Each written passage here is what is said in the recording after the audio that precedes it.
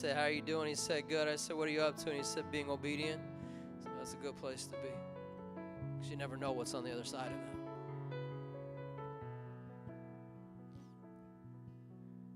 Know this, it's not a frightening statement, it's a reality statement. Satan's going to push hard against your obedience because he doesn't want you to get to the other side, not even just so much for you, but for who's on the other side. Jesus, it said of Jesus, for the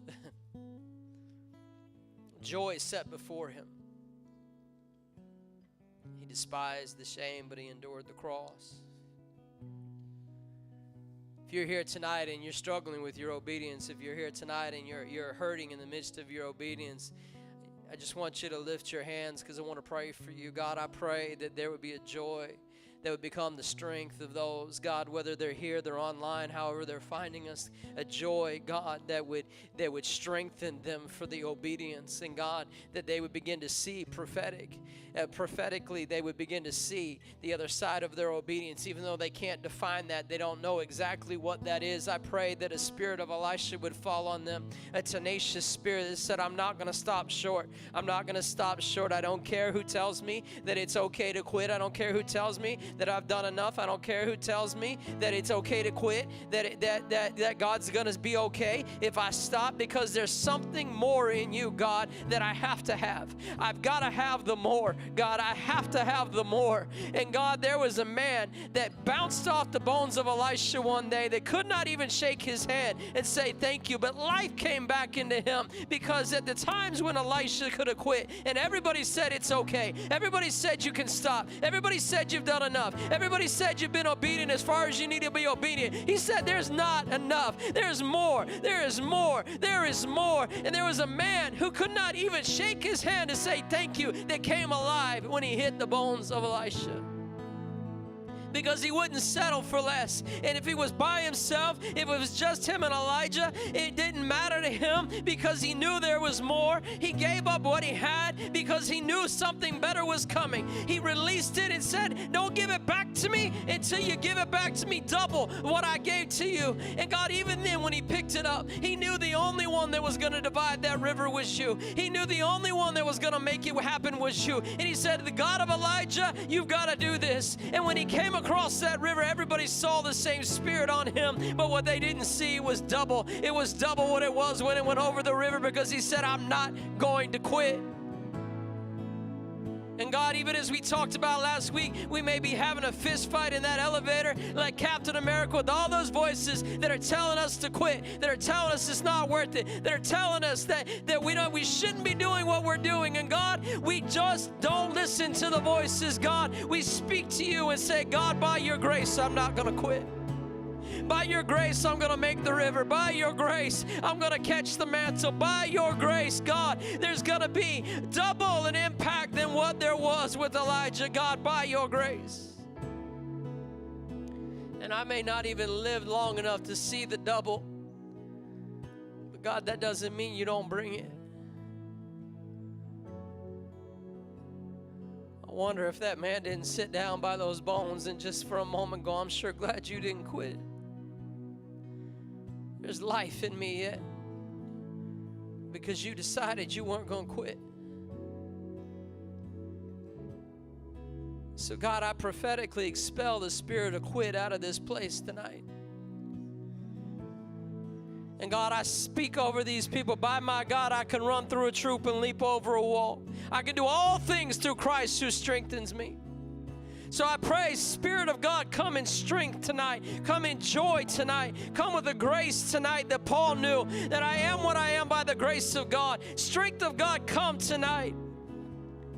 Whether it's here or someplace else as they're watching, let heaven come into your house. Let heaven come into your heart tonight with a strength.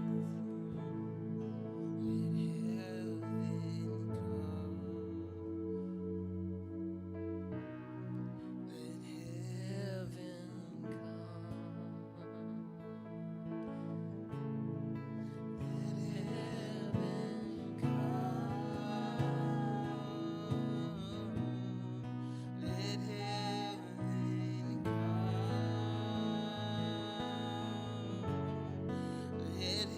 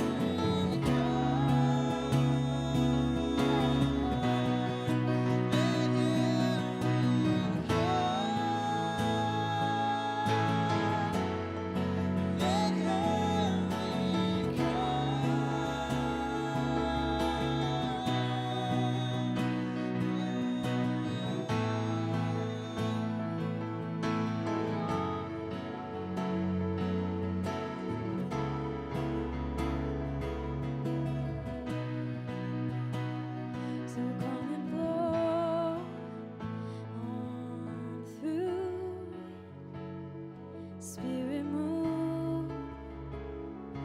We're ready for you to come and blow on through. Come and do what only you can. So come and blow on through. Yes, Spirit move. We're ready for you. So come and blow.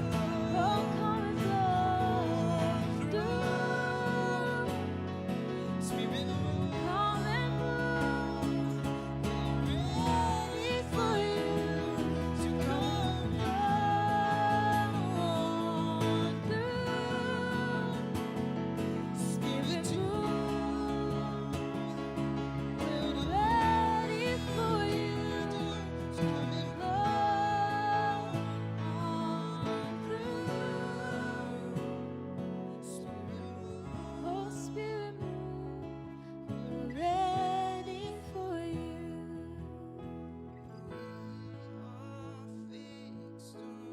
This one thing, to know your goodness, see your glory, and we're transformed by this one thing, to know your goodness, see your beauty.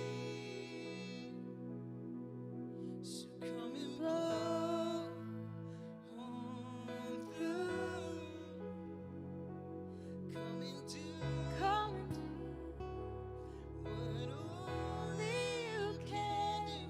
Come and blow on through. Spirit move. Spirit move. We're ready for you.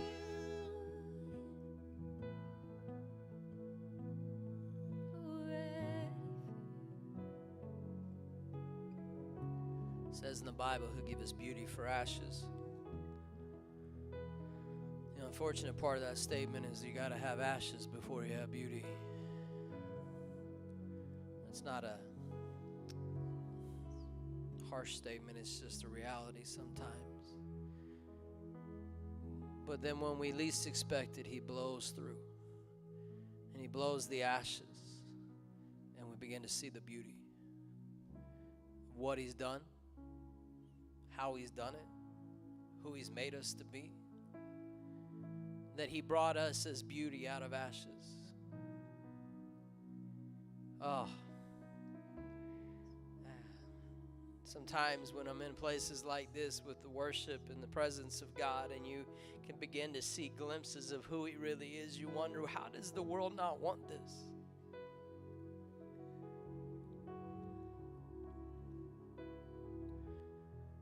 Oh, God, just let Him blow through tonight.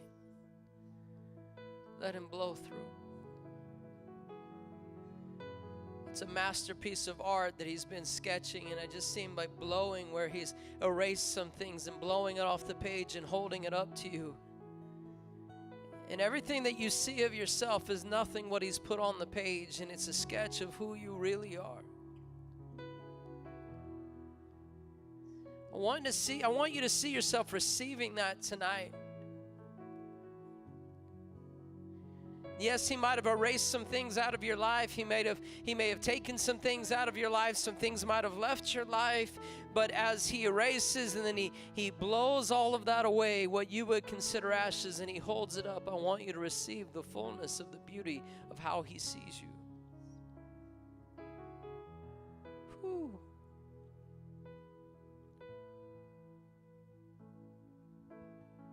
Such a goodness of God here tonight.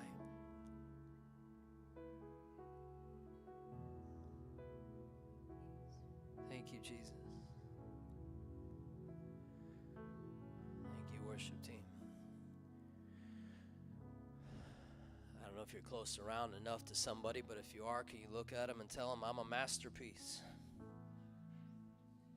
Not because I said so, but because He said so. Amen.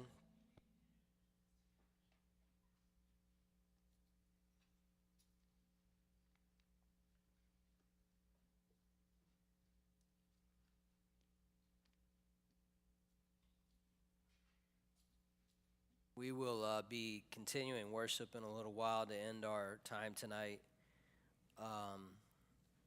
If you have offering and would like to give it, you can certainly give it on the app. If you haven't downloaded our app, you can find it anywhere on any store. We encourage you to download it. We are live streaming the Tuesday night, at least the message services, so the message portion. So if you missed this or you want to share it with somebody, you have the opportunity to do that. It'll be all the places that we normally live stream to. So welcome to the door. You can also give offering back there. There's a little drop box, and you can feel free to just drop it in the box as you go by if you'd like to do that as well. Tonight, we're going to talk about really what I think was woven all the way through the worship tonight, and the word is restoration. In Luke 4:18 and 19, which if you've been around here, you know those are the verses that our church was founded on. It has a phrase in there talking about preaching. And one of the things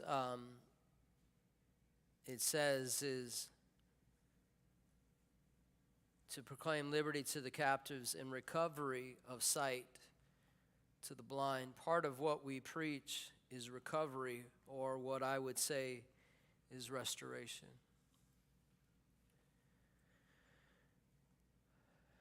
How do you get to restoration? Why? I'm going to walk you through that a little bit tonight. I'm going to interweave my own story from the last week. I'm not going to go into great depth, but I had a bit of a minor surgery this week on Thursday, and it's nothing life-threatening. It's nothing health. It's really not a major deal, but I've never had surgery other than having some teeth cut out before. And the nature of this surgery was I was awake the whole time. So it was a doctor and a nurse, and I was struggling a little bit. I don't like needles. And the nurse could see that. So she goes, "How many children do you have?" And I said, 3. She's like, "What are their ages?" And I knew what she was doing. She was getting my mind off of what... this is going to pinch. Yeah, like a nail. No, I'm kidding. It wasn't that bad. That was the first shot. The second shot is, this one's going to be a little bit deeper. I'm like, you're not helping at all. That's the doctor. The nurse is like, "Tell me about your children." And so she's talking to me, and then we have a full-on conversation. And I was thinking about that during worship because she's helping me. She's literally shepherding me through something. She was doing it intentionally. I don't know that she was that interested in my life, but she knew that I was not comfortable, and she was endeavoring to make me comfortable, and it worked. There are times that you're going to go through things where you would rather not be going through them, and you may or may not have that nurse with you. But there'll be other times where you get to be that nurse. And you got to be what you wish you had, rather than being mad about what you didn't have. How do I know that? This isn't in my notes, but if you go to Joseph, we've talked about him at least last week, I think maybe the week before as well. And Joseph is in prison in Egypt because he was accused of something he did not do. And he is so gifted at administration and so gifted in running things, the jailer just basically gives him the keys and didn't even think about the jail anymore because Joseph is running the whole thing. I read that and I wrote in my notes, and I mentioned it a couple weeks ago or last week. I said, if you're going to be in the jail, you might as well run it. Now, you may think, well, that's kind of funny. Well, guess what? God doesn't always let you out of your jails when you are in them, so you might as well run it. Not in your own strength, not in your own power, not in your own ability, but in the gifting that God has given you. And this is your key. Are you ready? Lean into the gifting God's given you and let God expand it. So Joseph is doing that. If you had the keys to the prison, how many think you could probably figure out a way to escape if you really kind of put your mind to it? Nobody? I think he could probably get out. If he really wanted to, he could probably figure it out. If he was running the whole prison, he could have probably set some things up with some dudes, got a little extra bread for this guy, did a little extra thing here. Suddenly people were turning a blind eye, and the next thing you know, Joseph's gone. One of the hardest things you're ever going to have to do is stay. But if God's not letting you out and it's a prison, you got to stay, even if you have the keys. One of the greatest pieces of maturity or evidences of maturity in your life is when you have the keys and you don't leave because God told me to stay. Everybody will look at you and go, it's all right, you can leave. It's all right, your boss is crazy. It's all right, your parents are whack. It's okay, whatever it is. I met a woman some years ago. She's giving a testimony, and and I may have mentioned this, but I'll give it to you again anyway. She said her marriage had come to a point where she was on the floor. She's sobbing. And Jesus came to her, and he said this. He said, you can leave, but I'm asking you to stay for me. Huh.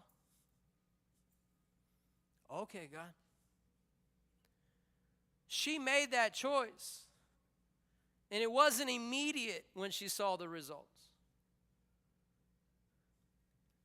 Say, not immediate. The more isn't always immediate.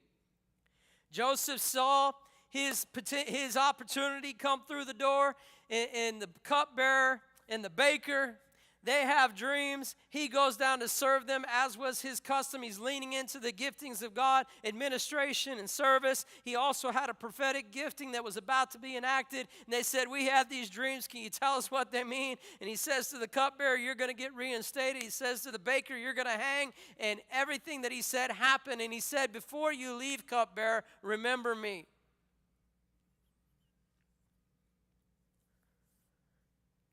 says then that 2 full years went by. 2 full years. Your more is not going to come immediately. But you have to decide what your years are going to be full of. I wonder if about day 3, Jesus didn't have to intervene with Joseph and say, hey, we need to talk. Because I don't know about you, but I'd probably be pretty frustrated. You ever done the right thing and expected that immediately God was going to do the right thing? Am I the only one? Anybody ever try to twist God's arm? I did the right thing. It's funny how easy as Christians we just forget the cross. He's like, yeah, I did too.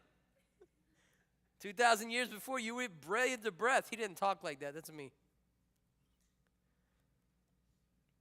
But that word identity it's not about I'm glad you did the right thing. You should have.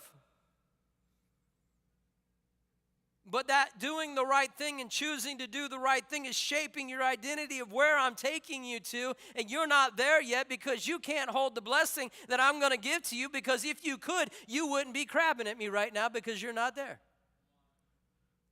So when you learn to stop complaining, really? Sorry, guys, some of y'all in prison because you can't hold the blessing. And I don't mean that mean. Prison is what's maturing you to hold the blessing.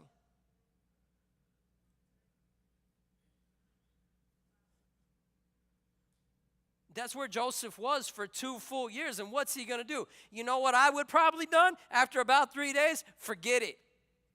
You can have your keys back. You can have your service back. Y'all ever done that at a job? You don't have to raise your hand. Yeah, I'll show up 9 to 5. 501, catch you in the parking lot, bro. You done made the wrong person mad. Little hint to y'all, it's a tight job market right now. You might want to just slow your flow. Slow down a little bit because you don't work for them. Promotion comes from above. I work as unto the Lord. I need you to stay 15 minutes after. Even though I chewed you out earlier, I need you to stay 15 minutes after. Or, you know what, God? I'm not doing this for them. I'm doing this for you. God, I gave the prophetic word. I interpreted the dream. Could you imagine the conversation Joseph's having in that nasty dungeon, wherever he's sleeping? God, I did what you said. Day 3 goes by. Day 4 goes by. Day 5 goes by. 1 year goes by. And all along the way, my decision is I have to decide what that year and what that second year is going to be full of. One of the hardest disciplines of Christianity that you have to learn, and that is so easy to learn, and I promise you so easy to lose even after you learn it, is the discipline of waiting. Waiting on God. If you go with me to Isaiah 30. I'm going to weave this into Joseph, weave this in a little bit.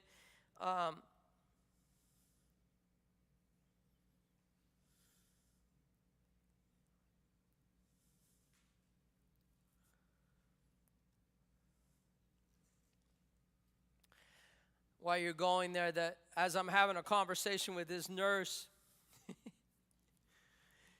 I said, how did you get into this? And she's like, well, I wanted to be a prison nurse, and so that's what I did first. I said, well, that's interesting. She's like, well, prisoners need care too. I said, I get it. I'm a pastor. We have to minister to both sides, the victim and sometimes the perpetrator. I get that they need care. And she said, so I called this prison for them to give me a job, and nobody called me back. She goes, I finally got a call back, and they gave me an application. I filled it out and sent it to them. They called me back, and they said, I'm sorry, you're only 20 years old. You have to be 21 to work in the prison, so don't call us again until you're 21. Then we'll give you a job. She got a job. I tell you that to tell you this. Don't be obedient one time. Be persistent in your obedience. I don't know how biblical this is, but I think it's from the Lord. Make him say no. With the persistent window, with the request, be persistent in your obedience. Not your begging, not your I want, but persistent in everything he asked me to do. I'm going to be obedient. If you don't bless me, God, it's not going to be because I wasn't there showing up.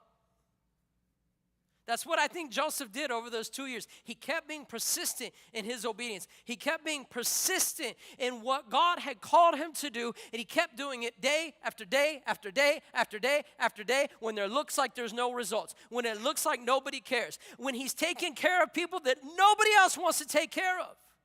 Why would you care for people that everybody else forgot? That's exactly why, because everybody else has forgotten them. God put a pastor in that dungeon because nobody else wanted to fool with them. He put a prophet in that dungeon because nobody else was going to send the word. Your prison wasn't designed because of you, but God put you in there because of who is in there so that you can minister to them, you can prophesy to them, you can shepherd them. Because if you'll shepherd them, he knows you'll shepherd a nation. But so many of us, we just want to shepherd the nation. We don't want anything to do with the prison. I wonder what happened when the famine came. I bet you the prisoners still ate when the famine came because Joseph had been there and he knew what it was like and he wasn't going to leave them out. You going to give them food? I bet you he did because he knew what it was like. But he kept being consistent and persistent in his obedience. This is what it looks like on God's end. Isaiah 30. Hopefully I got this right. Verse 15. For thus says the Lord God, the Holy One of Israel. So this is God speaking. In returning and rest you shall be saved. In quietness and confidence shall be your strength. How many of y'all think you're tough when you run your mouth?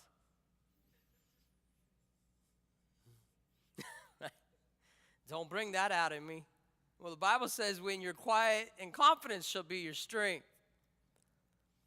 The meek shall inherit the earth. What is meek? It's controlled strength. In returning and rest you shall be saved. Waiting. Waiting is the discipline that you have to learn because that is the key to where God is calling you. But some of us got to return to that rest and that waiting. He said, look, I told you to do this, but you would not. Verse 16, and you said, no, for we'll flee on horses. Therefore you shall flee. And we will ride on swift horses. Therefore those who pursue you shall be swift. You know what that means? This is what it means. They don't like me here, I'm going to go find another job. I'm going to get on a fast horse and get out of here as fast as I can. Guess what? Your problems are as fast as your horse because you're taking them with you. Did you hear on that Sunday when Apostle Dave was here and he's talking about rejection is one of the hardest parts of discipleship? Your discipleship just isn't in the house. Part of your discipleship, God will use people who are not Christians to disciple you. And if you're getting on the horse, every time you get offended, guess what? You're just taking it with you. Because the next one that God raises up is going to be the same way. I'm going to do the same thing. Why? Well, I keep attracting the same people. No, they're tools in the hand of God to fashion something out of you to get you to your identity. They don't become the enemy. You're just a tool in the hand of God. So what do I got to do? Persistent in my obedience. I'm going to keep showing up until God moves me. Young people, if you're here tonight, don't chase jobs for money. Because trust me, if somebody's paying you a whole lot more to be somewhere than the market bears, it's probably because they're crazy. And they're a bad manager. I've seen that more times than I can count. And people think they're going to go over there and they're going to make $1 million. They're going to make so much more money over here because, and they go over there and they find out. And they walk into a place that's been crazy before they got there. And guess what? You're not going to fix the crazy. You got to be called into places. Now, God will call you into crazy. I bet you that prison was crazy. I bet you there's some crazy people in the prison. How many would agree? If you ended up in a prison, a deep dungeon, there's probably whoo-hoo. There's some people that deserve to be there. It was not all people who got falsely accused. There's some not good stuff going on down in the prison, right? But that doesn't mean Joseph wasn't called there. That didn't mean God didn't have a plan. That's not what I'm talking about. I'm talking about you take the keys, you get on a fast horse, and you go to the next place because you haven't dealt with the immaturity in you that gets bumped every time somebody looks at you crosswise. Right? You can survive a write-up, I promise. You can survive. You can survive people talking about you. You can. People do it all the time. People do it every day. Man, I'm so glad my wife is not a politician. Whether you like Kamala Harris or not, the woman's married. I could not be that man. Oh, no, you didn't. Give me the microphone. And I'm not saying this politically. Any way you go, there's a lot of people out there who do it anyway on either side of the aisle, and they get just blown up like it's like, do y'all have no manners? Not you. I'm just saying, like, this is crazy. So I'm glad that she doesn't do that. But you're not the first person to be mistreated by a boss. I mean, Joseph was in prison because his boss's wife said that he tried to assault her, which was not true. Right? So you can find yourself in the scriptures. You just may not like where you're ending up. Right? And we get to the prison, we're like, where's the good part? Where's they're getting their comeuppance? You know what that is? Where you're the enemy at the end of the story gets their, when the bully gets punched. That's what I'm about. Where's that in the Bible? There, see, David said, break the teeth of my enemies. There, I found it. God, I'm going to stand on this and pray this for my boss until you do it. I was like, run the prison. Lean into your gifting. If you're nice, be the nicest person that's there. That nurse did not have to be nice to me. It was she was learning. That wasn't exciting. We have a nurse here tonight. She'll probably chuckle at this. In the beginning, it's 2 nurses. And I'm on the table, and they're talking, and she's the one nurse who's been doing it a while. It's like, yeah, we're kind of the stepchildren. We don't get the good stuff. I'm like, that's not what I want to hear. Then they remembered I was in the room.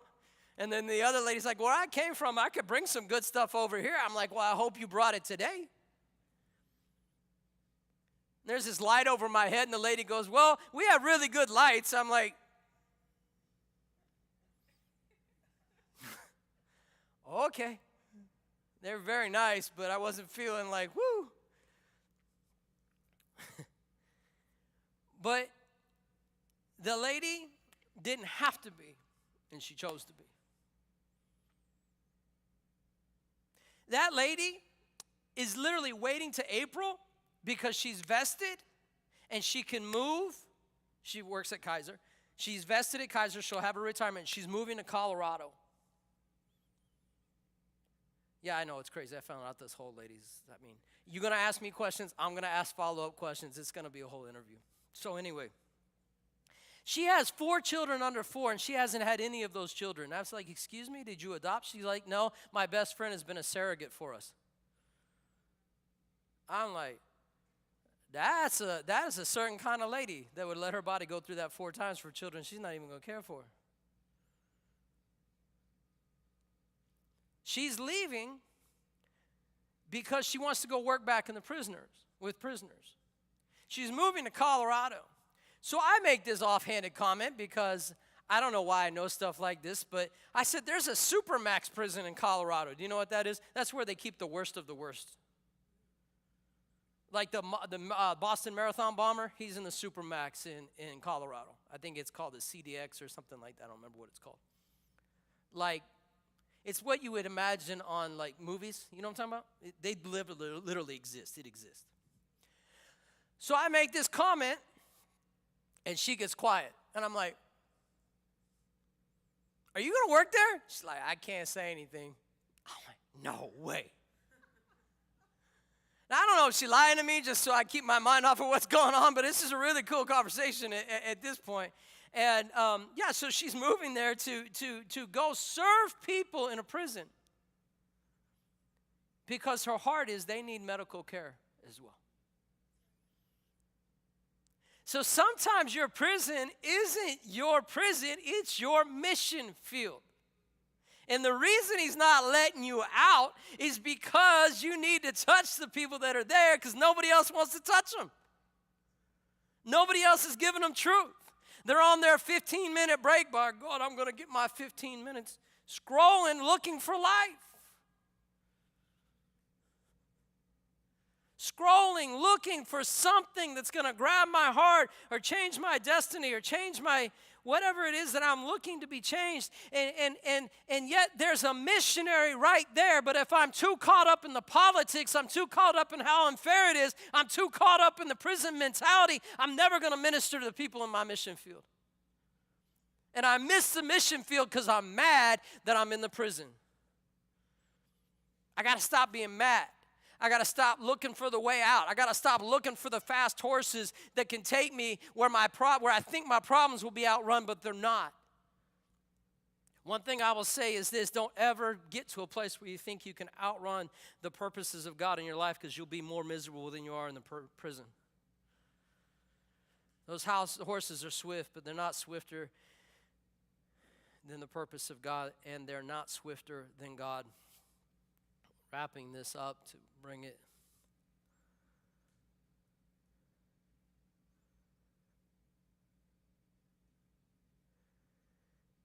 I love the imagery of the horse because we gravitate to things we can train and we can control, and we call them God. You cannot train God and you cannot control God. Let me show you. I'm not saying that harshly. Let me show you something. This is the God I love. Verse 18. Therefore the Lord will wait. You ever had a pity party for one in the prison? Pity party for one.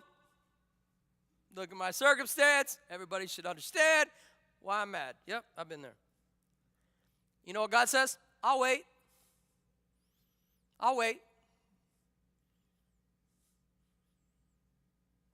What's he waiting for? Verse 18, that he may be gracious to you, and therefore he will be exalted, that he may have mercy on you.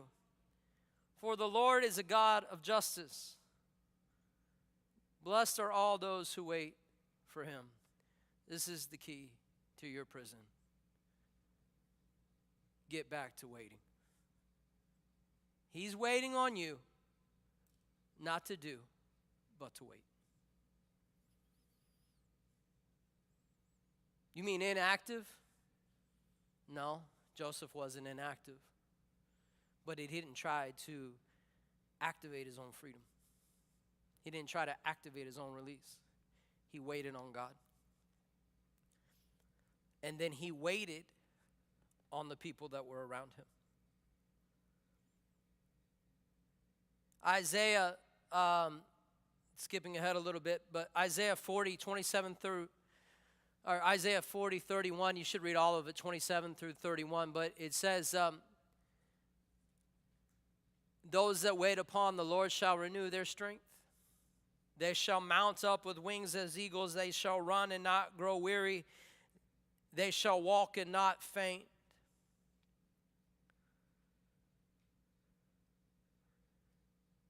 The key to that is what? Waiting. Those that wait, this is going to happen. What pulled you away from the waiting? What pulled you away from the trusting in God? What pulled you away? Well, I saw an opportunity. No, you saw an option. Don't confuse options and opportunities. Before the opportunity of God opens itself, options will always be present. If you don't believe me, read Elisha and Elijah walking towards the Jordan. Option, option, option, opportunity opened.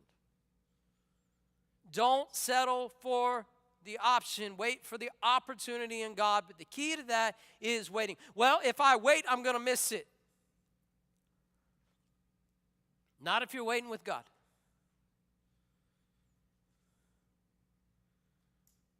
If I wait, well, you fill in the blanks. I don't want to go down those roads. You're not going to miss it. Because it tells us, again, that he wants, going back to Isaiah 30, to be gracious to you.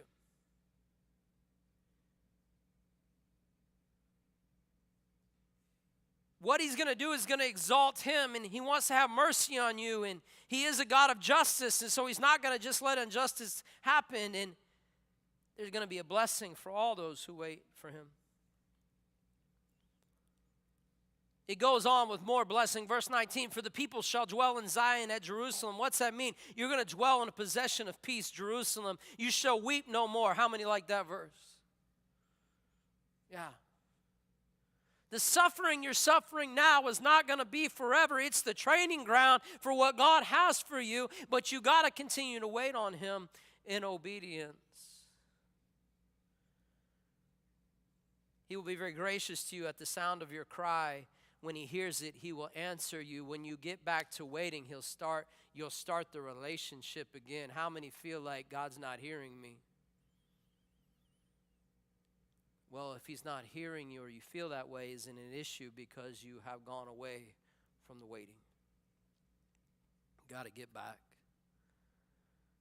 And though the Lord gives you the bread of adversity and the water of affliction, yet your teachers will not be moved into a corner anymore, but your eyes will see your teachers. Your ears will hear a word behind you saying, this is the way, walk in it. What does that mean? When you give the prophetic word and nothing happens for 2 years, there's a constant encouragement from heaven. It says, just keep walking, just keep walking, just keep walking, just keep being obedient, just keep being obedient, just keep being obedient. Who is that? It's the Holy Spirit.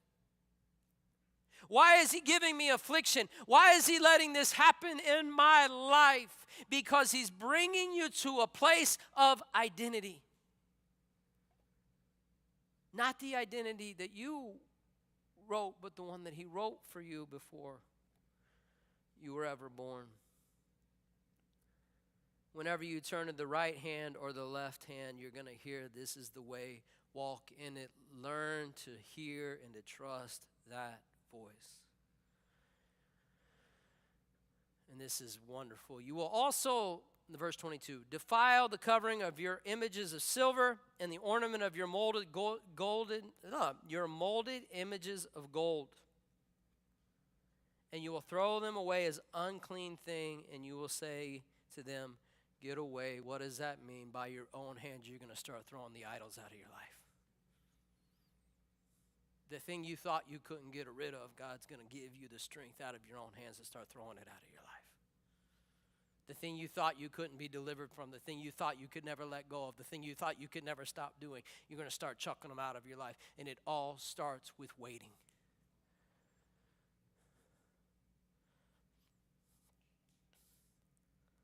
Can I say something here really quick? I have seen more young men walk away from this congregation right here because they want the rules of religion because they can't control the lust in their heart. And they think the rules of religion will keep them safe from an issue of the heart, which only comes by deliverance of the Holy Spirit. And they say it's our fault.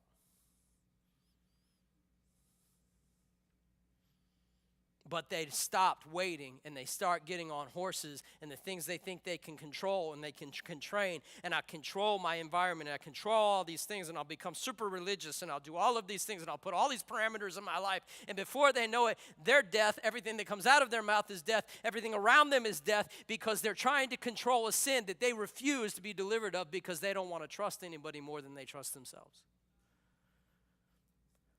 And their hands remain dirty, and their eyes remain dirty, and their lives remain dirty because they will not come to a place, not just of vulnerability, but a place of trust before God. It says, I cannot do this on my own, so I'm going to wait before you until you begin to move in my life and give me steps of obedience, because usually what God does is not take the sin right away. He begins to work at the root. So when it's uprooted, it is removed from your life and something can be planted there.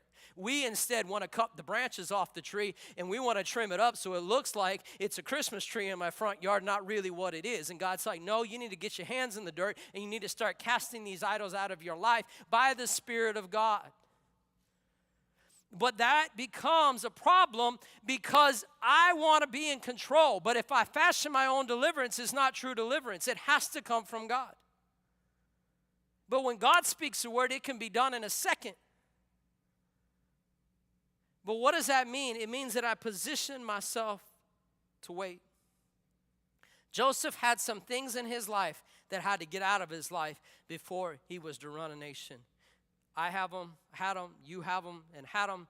God has positioned you in prisons as a mission field, but also as your training ground to get these things out of your life for the next thing that he's putting you into so you can hold it. Verse 23, then he will give the rain of your seed, rain for your seed which you have sown the ground, or which you sow the ground, and bread of the increase of the earth. It will be fat and plentiful. God's going to bring you into increase. When does that happen? After I wait. And as I walk through the process of saying, God, this has got to go out of my life. Give you a little key. If you're here tonight in this room, maybe you're watching online, little key. You ready? Little discipleship key. We'll just call it that. God is going to ask you to take things out of your life He will not ask other people to take out of their lives. And you can't ask them to take it out of their lives either. You just have to be obedient to what God told you.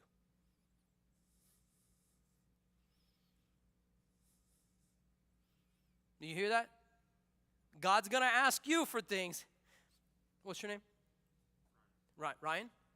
Ryan, God's going to ask you for things He's not going to ask Tori to take out of her life. But if God asks him, you can't come to Tori and say, hey, God told me to take this out of my life. You should probably take it out of your life too. That's not how that works. I'm just using them as an example because they're sitting here. It's not how that works. I got to know that God said it to me.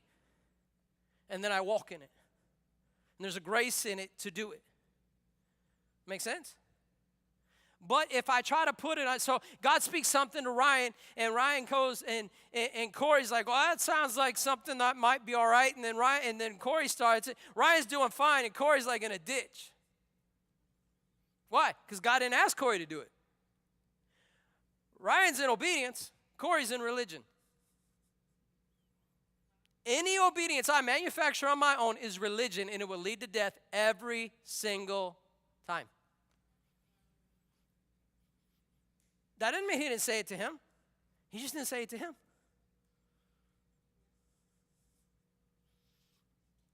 If God is calling you to be accountable to somebody, another little discipleship hint, that does not mean they have to be accountable to you.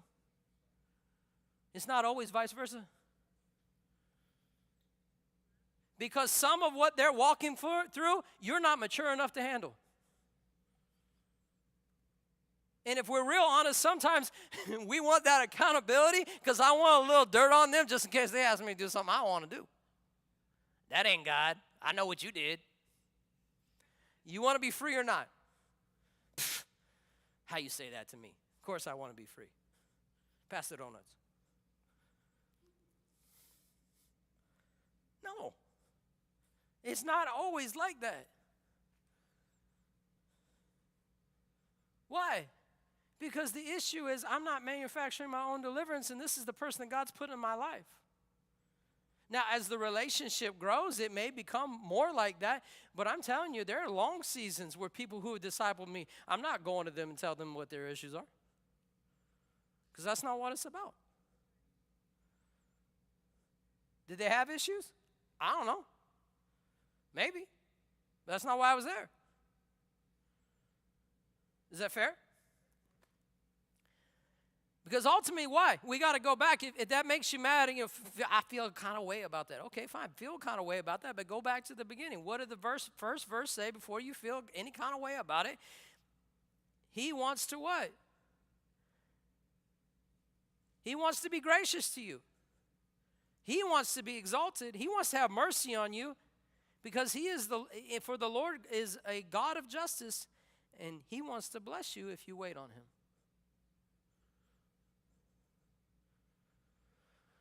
Sometimes we think that if I just go a couple times, that's enough. You know, if I got an issue, I got a problem, I start going, I call Corey up and say, Corey, I got this problem, and I felt like God said you might be able to help me walk through it. And he said, yeah, we can do that. And I go once or I go twice, and then I don't ever go back. How serious was I?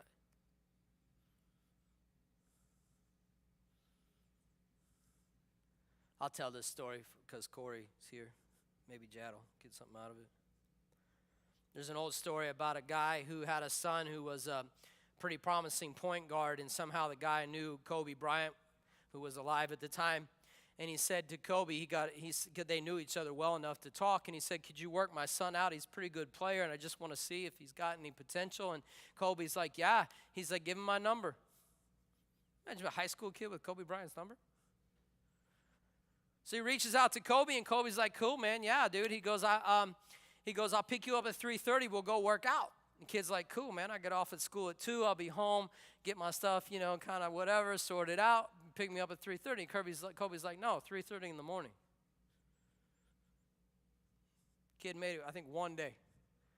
Picked him up at 3:30 in the morning. Kobe dropped him off afterwards. He goes to school. He's like, I can't do this. Please hear me. Please hear me. If you hear, hear all of this, but please hear me. If God puts a Kobe Bryant in your life, shut your mouth and do the work. Because I promise you, you will hate it in the beginning, but I promise you, you'll be so grateful at the end. And not just you, your whole family will be grateful that you put in the work. That's enough sports analogies for one night. Can you come, Josh? We're going to end with a song here in just a second. I'm going to wait on you. If the team can come, we're going to end with that song. I don't even know what the honest name of the song is, but it's about waiting.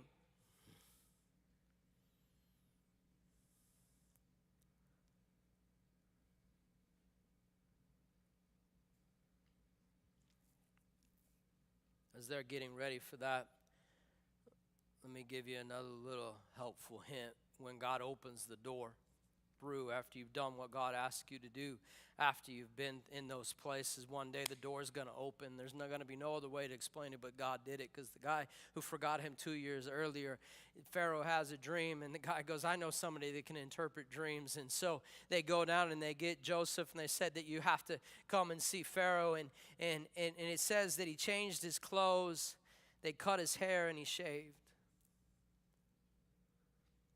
There's a change coming for you, but you have to participate in the change. You can't walk in the new things that God has for you with the old clothes on. Whether you put yourself in the prison or you didn't, you can't walk up there in prisoner garb.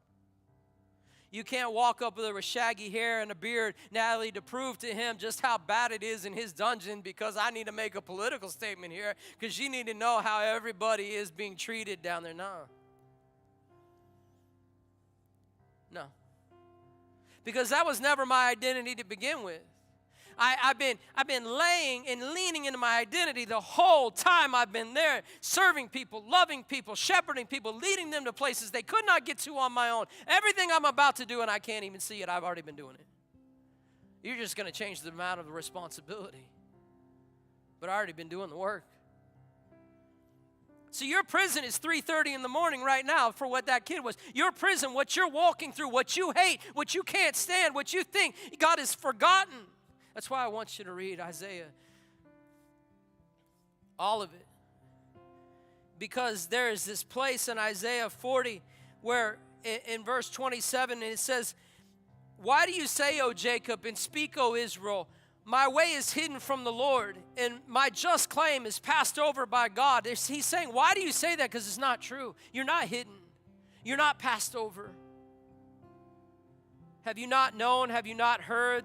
The everlasting God, the Lord, the creator of the heavens and earth, neither faints nor is weary. Well, great. I appreciate that he neither faints nor is weary, but why isn't he coming through for me? They ignore the question. His understanding is unsearchable. He gives power to the weak, and to those who have no might, he increases strength. Even the youth shall faint and be weary, and the young men shall utterly fall. But those who wait on the Lord shall renew their strength. He's not strengthening you for the prison. He's strengthening you for the palace. Please hear that. He's not strengthening you for the prison. He's strengthening you for the palace. But you got to do the 3:30 in the morning work. You got to wait.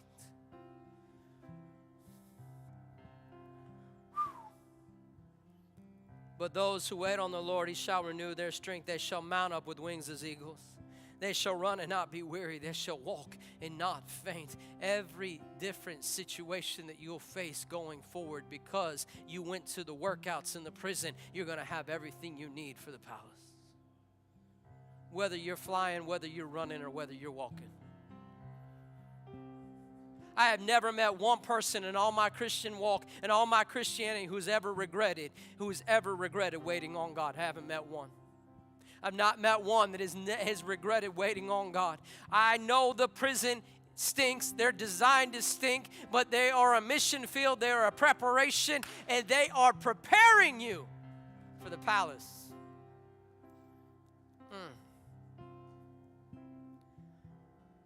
So we're going to wait. We're going to wait. We're going to sing this tonight. We're going to open the altars. You guys can stay where you're at. You can come to the altar.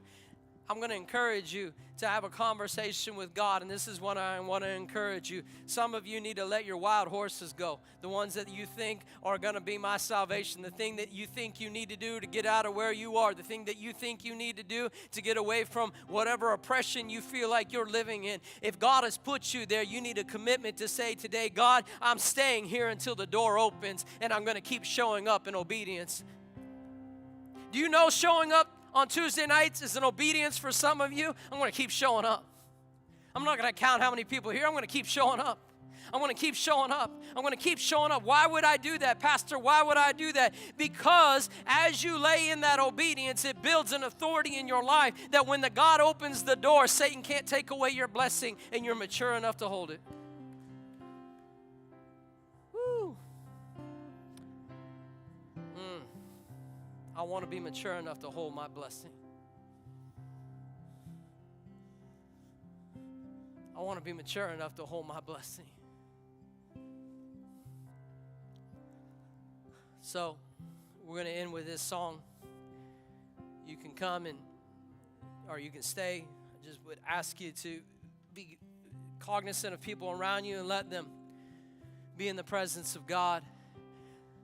It's not a very slow song, and that's okay. But it talks about what I just talked about. And one of the things it says, that's why we wait. So you guys, lead us, please.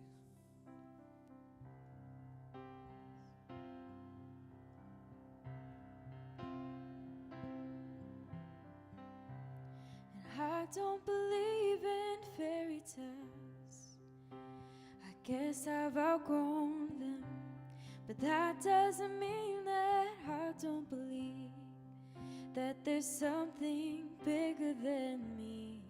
'Cause I've seen it in a hospital room when the doctor said sorry. But there's nothing more we can do. Well, it wasn't through, and I've never seen a pot of gold at the end of a rainbow. But I've got a promise I could hold in the middle of the struggle. God, if you said it, you'll perform it. May not be how I want you to, but here's what I'll do. I'm gonna wait on you. I'm gonna wait on you. I've tasted your goodness, trust in your promise. I'm gonna wait on you. Yes, I'm gonna wait on you.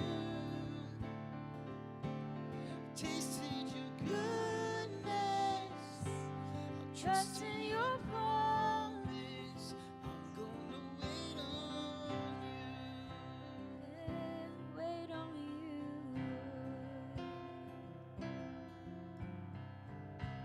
And I know you've ordered every step.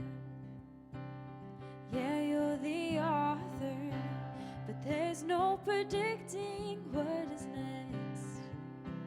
But you hold the future, and all of the questions, they come second to the one who I know is true.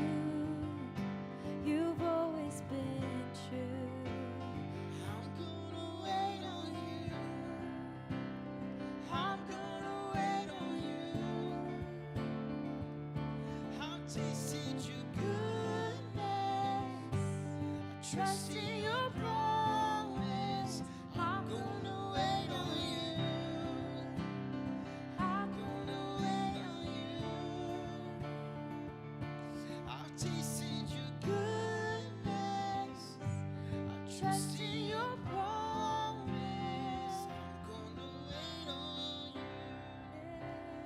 I'm gonna wait on you. I've tasted your goodness. Trust in your promise.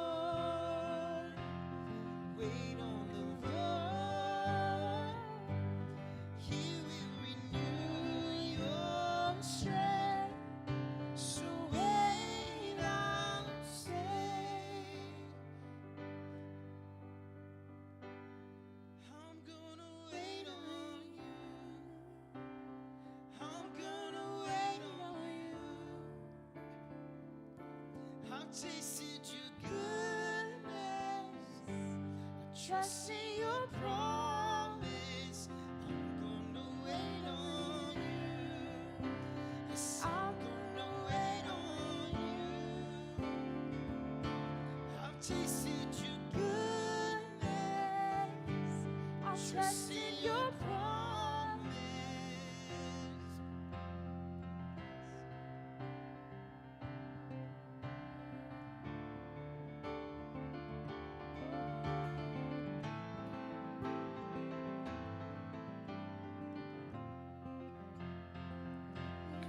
Wait on the Lord.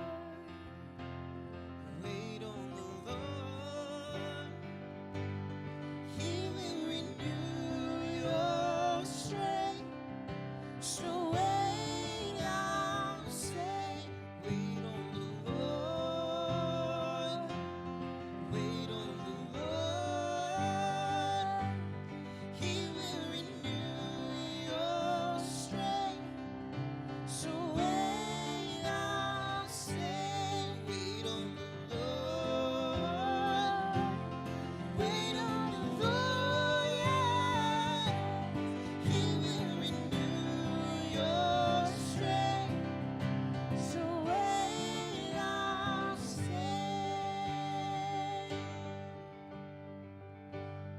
I'm gonna wait on you. Yes, I'm gonna wait on you.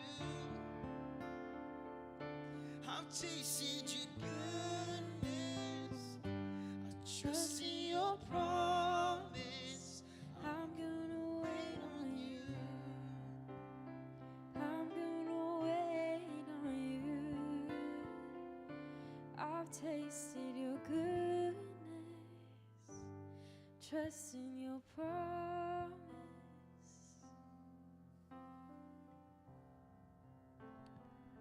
Can you carry that in your heart this week? I'm going to wait on you. I trust in your goodness. I've tasted your goodness. I trust in your promises. That's why I'm going to wait. Read over Isaiah 30. Read over Isaiah 43. And let God speak to you where you're at. You're not in a prison. You're in the training ground. You're in the mission field. Don't get so wrapped up in where you are that you can't reach the people that nobody else will touch. May God bless you. May God keep you. May God encourage you, whether you're in this house or you're online. We are grateful that you found us. We are grateful that you joined us. May God bless you. And have a good night. God bless you.